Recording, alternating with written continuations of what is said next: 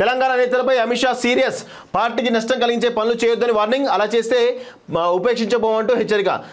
BJP రాష్ట్ర నేతలపై కేంద్ర హోంశాఖ మంత్రి అమిత్ షా సీరియస్ అయ్యారు. పార్టీలో నేతలే గొడవలు పెట్టుకోవడం ద్వారా ప్రత్యర్థి పట్లకు అవకాశం ఇచ్చినట్టు అవుతుందన్నారు. పార్టీకి నష్టం కలిగించేలా ఎవరు వ్యవహరించొద్దని, అలా చేస్తే ఎంతటి వారిని ఉపేక్షించబోమని హెచ్చరించారు. సిట్టింగ్ స్థానాల్లో ఎంపీలు అంటే సిట్టింగ్లో ఎవరైతే ఉన్నారో వాళ్ళే మళ్ళీ ఎంపీలుగా వస్తారని చెప్పేసి నిన్న అమిత్ షా క్లారిటీ వచ్చింది. సో బండి సంజయ్ యొక్క అభ్యర్థానికి ఎలాంటి డోకా లేదనేది స్పష్టంగా మనకైతే అర్థమవుతుంది. సో సిట్టింగ్ స్థానాల్లో పోటీ చేసే అభ్యర్థులపై కేంద్ర హోంశాఖ మంత్రి అమిత్ షా క్లారిటీ ఇచ్చినట్టు తెలిసింది.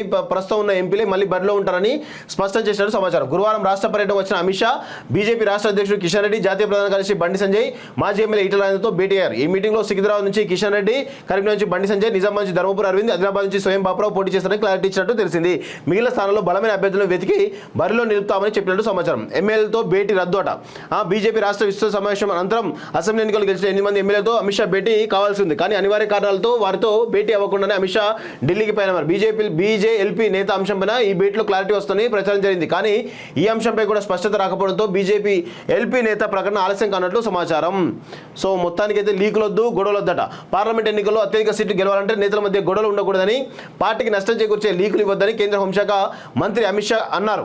కలిసి ఉంటేనే కమల వికాసం సాధ్యమవుతుందని స్పష్టం చేశారు. గురువారం కొంగరకలలో శ్లోకా గార్డెన్స్లో నిర్వహించిన రాష్ట్ర విస్తృత సమావేశంలో అమిత్ షా మాట్లాడారు. పార్టీకి నష్టం చేకూరేలా ఎవరు వ్యవహరించవద్దని, వ్యాఖ్యలు కూడా చేయొద్దని ఆదేశించారు. అలా చేస్తే ఎంతటి వారైనా సరే ఉపేక్షించబోమని అమిత్ షా హెచ్చరించారు.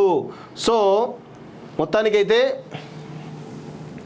అమిత్ షా రాష్ట్ర నేతలు క్లాస్ పీకినట్టు తెలుస్తూ ఉంది. ఇప్పటికైనా మారితే బాగుపడతారు, మారకపోతే ఇక మీ బొందను మీరే తీసుకొని పూడ్చుకున్నట్టే ఉంటుంది వాస్తవంగా.